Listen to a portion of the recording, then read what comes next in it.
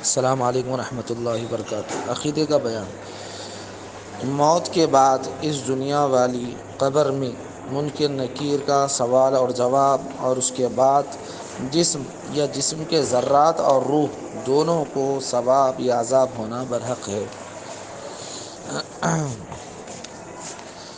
عذاب قبر کے متعلق یہ تفصیل ہے کہ انسان جب قبر میں چلا جاتا ہے تو منکر نکیر آ کر اس سے سوالات کرتے ہیں، مشہور و معروف سوالات ہیں، اور اس کے بعد اس کو اگر نیک ہے تو ثواب ملے گا، راحت ملے گی، اور اگر گناہ گار ہے تو اس کو عذاب ملے گا۔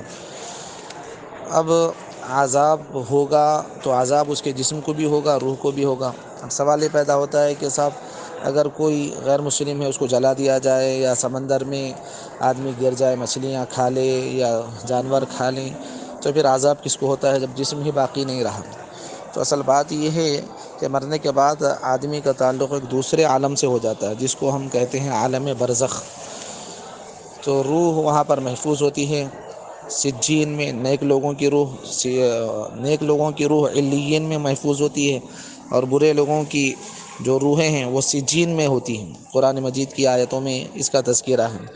تو وہاں سے جو عذاب ہے مثلا، تو عذاب کا تعلق دونوں سے ہے۔ جسم اگر محفوظ ہے تو جسم، اور اگر نہیں ہے تو ذرات جو بھی موجود ہیں ان سے تعلق ہے۔ دیکھنے میں تو کسی کو معلوم نہیں ہوتا کہ صاحب عذاب ہو رہا ہے یا ثواب مل رہا ہے، راحت میں ہے۔ اس کی مثال علماء نے بتلائی ہے کہ جیسے آدمی سو رہا ہے، اس کے بازو دوسرا آدمی بیٹھا ہے، اب نیند میں وہ کھا رہا ہے، پی رہا ہے، اس کو راحت ہے، تکلیف ہے، غم ہے، بہت ساری چیزیں اس کے اوپر سے گزر رہی ہیں، لیکن بازو بیٹھے ہوئے کو کچھ پتہ نہیں۔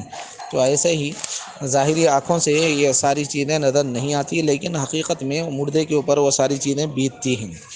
تو وہ ہے عذاب۔ تو عذاب قبر یہ جو ہے احادیث وغیرہ سے ثابت ہے، اس کا انکار کرنا کفر ہے۔ اور یہ اللہ رب العزت نے یہ جو روح کو بنایا ہے کہ جب مادر رحم میں، ماں کے پیٹ میں جب بچہ بنتا ہے تو 40 دن تک نطفہ رہتا ہے، پھر 40 دن تک خون کا لوتھڑا، پھر 40 دن تک گوشت کا ٹکڑا رہتا ہے، 120 دن کے بعد اس کے اندر روح ڈالی جاتی ہے، اور پھر جب آدمی مر جاتا ہے تو وہی روح نیک ہے تو علیین میں، اور برا ہے تو سجین میں محفوظ ہوتی ہے، اور پھر نیک ہے تو اچھا سلسلہ شروع ہوتا ہے، اور اگر بد ہو تو اس کے لیے عذاب قبر چالو ہو جاتا ہے۔ اس کے بعد آخرت کے متعلق بتلایا گیا ہے کہ دنیا میں کیے ہوئے اچھے اور برے اعمال کی سزا اور جزا کے لیے تمام انسانوں کا میدان محشر میں جمع ہونا ہے، اعمال کا حساب کتاب ہونا ہے، پل صراط سے گزرنا ہے۔